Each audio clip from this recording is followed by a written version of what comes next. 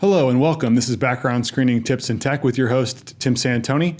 Today we're going to talk about transgender applicants and team members and how that impacts background screening.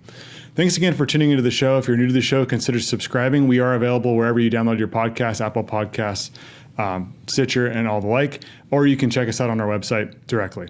Again, today we're going to talk about an issue that's come up recently, and that is how background screening and the methodologies around background screening really impact employers with a high population and an increasing ever high population of transgender applicants and team members. So the key thing to remember here is this. So understanding that the legal name utilized by the applicant is super important because criminal records and other public records are indexed by those legal names.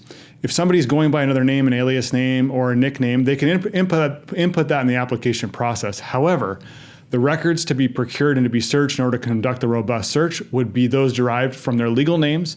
Those would be derived from an SSN or person search, because criminal records are indexed by name and date of birth in the counties and states where the applicant may have resided.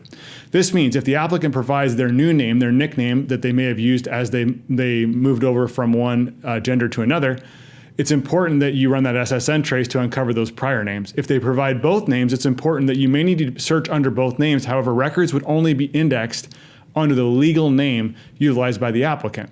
So keep in mind this when you're looking at driving records and criminal records, because those names, if the person changed their name legally to another name, then it would be important to definitely search both names.